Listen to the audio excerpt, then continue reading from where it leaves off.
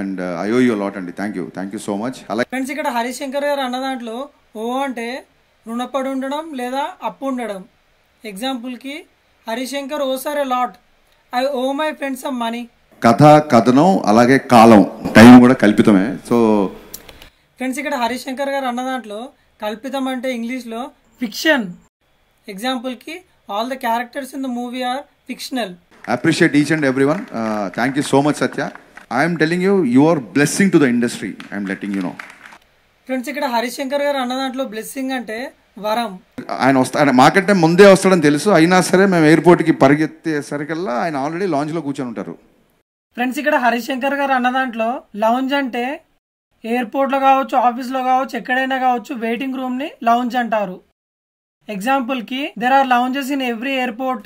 సెట్లోకి వచ్చిన first day, half day work అయిపోగానే ice break అయిపోయింది. ఆ రోజు నుంచి ఫ్రెండ్స్, ఇక్కడ హరిశంకర్ గారు ఐస్ బ్రేక్ అయిపోయింది అన్నారు కదా.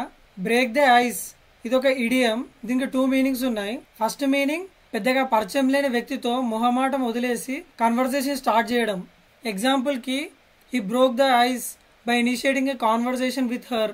సెకండ్ మీనింగ్ వచ్చేసరికి ఏదైనా కొత్త లేదా డిఫికల్ట్ సిచ్యువేషన్లో అందరినీ కంఫర్టబుల్ చేయడానికి ఏదైనా ఒకటి చేస్తే దాన్ని కూడా బ్రేక్ ద ఐస్ అనే అంటారు. ఎగ్జాంపుల్కి he crack some jokes at the party to break the ice. నేను అంత సీరియస్గా సెట్లో ఉన్నా సరే వీళ్ళు ఇంత ధైర్యంగా నన్ను ఇమిటేట్ చేసి జోకులు వేశారంటే నేను వర్క్ అయిపోయిన తర్వాత ఎంత జోవియల్గా ఉంటానో వాళ్ళందరికీ తెలుసు. ఫ్రెండ్స్, ఇక్కడ హరిశంకర్ గారు అన్న దాంట్లో జోవియల్ అంటే ఉల్లాసంగా, ఫ్రెండ్లీగా ఉండడం.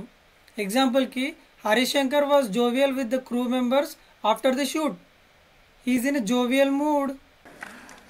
నేను ఆమిర్ ఖాన్తో పోల్చింది వ్యంగ్యంగా కాదు.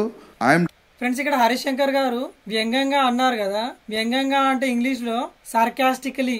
ఎగ్జాంపుల్కి Harishankar didn't compare Satya to Aamir Khan in a sarcastic way or sarcastically. Another example, he told me I'm a lion, of course, sarcastically.